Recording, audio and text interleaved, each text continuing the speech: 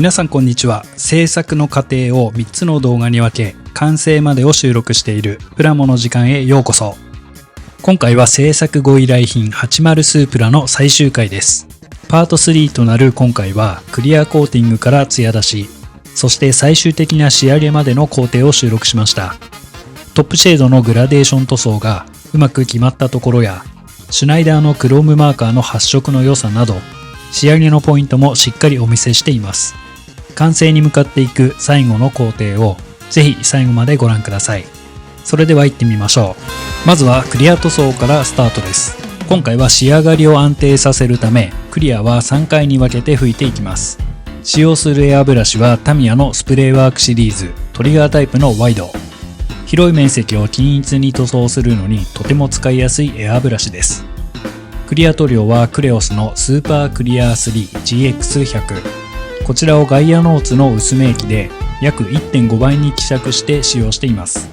まず1回目、ここではツヤを出そうとせず少し距離をとってボディ全体にふわっとミストをのせるイメージで軽く拭いていきます。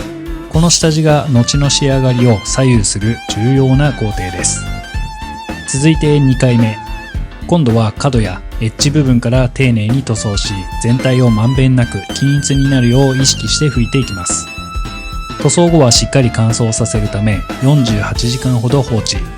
完全に乾いたら2000番のペーパーヤスリで表面を軽く整えておきます。そして3回目が仕上げのクリア。塗料が垂れるギリギリ手前を目安にしっとりとしたツヤが出るよう慎重に吹きつけていきます。最後に薄め液を原液のまま少し遠目から軽く拭いて表面をレベリングすれば完成です。ただしここで欲張ってしまうと塗料が垂れてしまい、イソプロピルアルコールでのリセットや修正作業が必要になります。焦らず慎重に進めていきましょう。続いては取り出しの工程に入っていきます。クリア塗装後、しっかりと乾燥させた塗装面は一見ツヤがあるように見えますが、実はまだ細かな凹凸、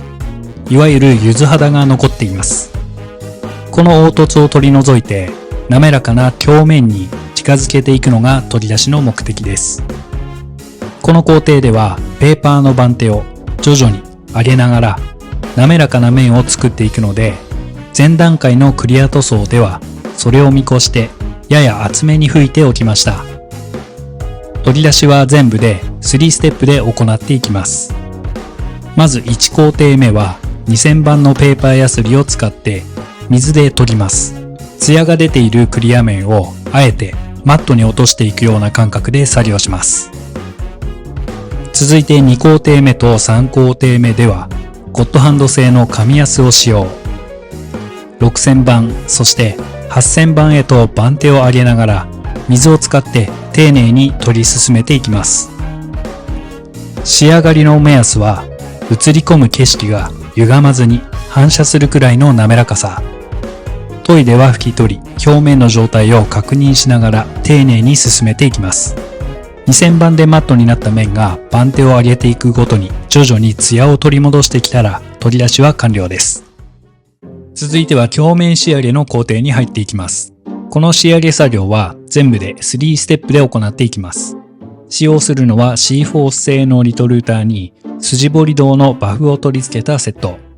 これを使って表面をじっくり磨いていきます。まず1工程目は 3M のコンパウンド5982ハード 1L。これで全体を一周。表面を一皮剥くような感覚で軽く研磨していきます。この段階ではまだ深い傷は消えませんが、次のステップへつなぐための慣らしとして表面のツヤを少しずつ整えていきます。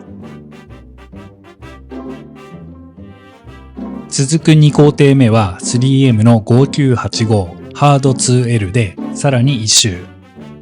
ここで少しずつ傷を減らしながらツヤを吹き出していきます。そして3工程目は 3M の5949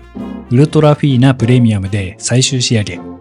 限りなく傷が目立たない状態を目指して丁寧に磨き上げていきます。もし途中で角が出てしまっても慌てずに残しておいたボディカラーでタッチアップすればリカバリー可能です。またバフが届きにくい奥まった部分は研磨クロスや綿棒にコンパウンドをつけて磨いてあげると仕上がりに差が出ます。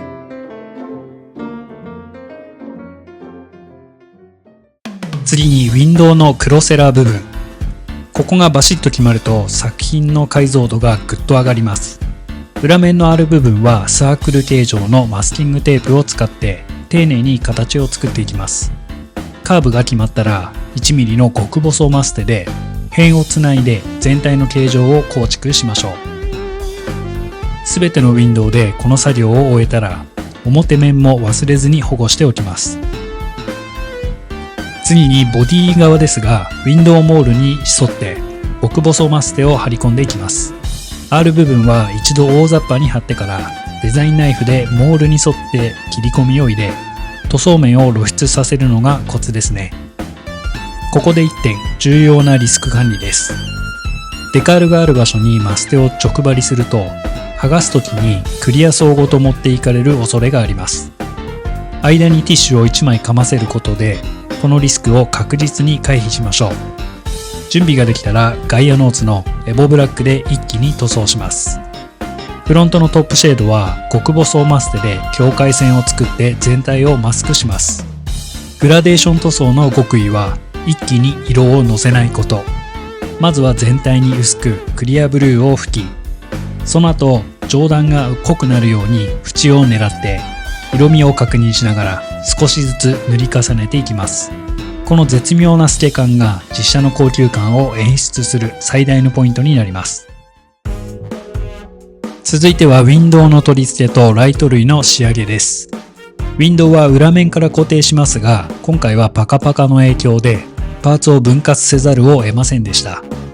ィラーとの隙間が命取りになるので、ミリ単位の調整を行いながら慎重に取り付けています。サイドウィンドウは 0.4mm のクリアプラ板で新設しました。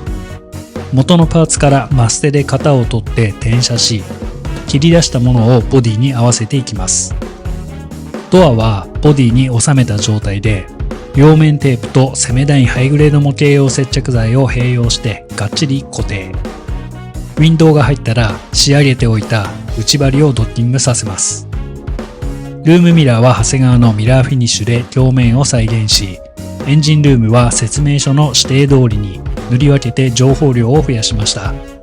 ヘッドライトの反射板はシュナイダーのクロームマーカーで目力アップ。クリアパーツは裏面からシルバーを塗ることで透け防止と発色向上を両立させています。縁をフォーアーティストマーカーのブラックで縁取るとパーツの厚みが消えてリアルに見えますね。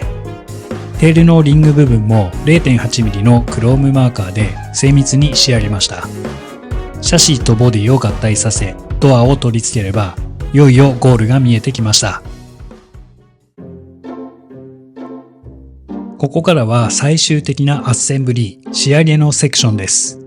もう素手で触ることがなくなったエンジンルームやブレーキキャリパーに残っていたデカールを精密に貼り付けていきます。足回りはホイールとタイヤを組み付けますが、精密なパーツを破損させないよう全神経を指先に集中させて慎重に作業を進めます。リアセクションではワイパー、純正の大型スポイラー、マフラー、そして遮明プレートとテールカバーを順次設置。フロント側もヘッドライトレンズとカバー、ワイパーを取り付け、最後に命とも言えるボンネットを静かに乗せます。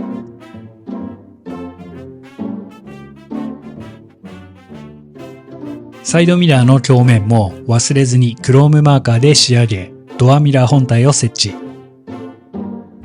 さらにあらかじめ開口しておいたキーホールに 3D プリンター製の精密なキーシリンダーを埋め込みます。こうした小さな本物の積み重ねが作品に魂を吹き込みます。最後にペタペタ触ることがなくなったボディの細部に最終的なタッチアップを行い、モデリングワックスで軽く磨き上げれば、ついに市場のスープラが完成です。やっぱり80スープラは市場の名にふさわしい時代を超えた魅力を持っていますね。グラマラスな曲線美と内側に秘めたモンスター級のスペック。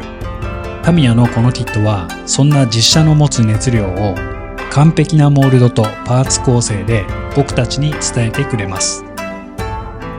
今回の制作ではパカパカという高いハードルを課しましたが、 L 字ヒンジの活用やサイドシルの造形などスポーツカーの開口加工における一つの答えを導き出せたのではないかと自負しています。もちろんタミヤさんの基礎設計が素晴らしいからこそ、こうした高度な改造を積み上げることができました。最後になりますが、この素晴らしい一台の制作をプラモの時間に託してくださったご依頼主様に心より感謝申し上げます。信頼して預けていただいたからこそ、一切の妥協なく最後まで走り切ることができました。この動画を見てくださった皆さんもぜひタミヤのスープラを手に取って自分だけの市場を追求してみてください。それではまた次の制作動画でお会いしましょう。ご視聴いただきありがとうございました。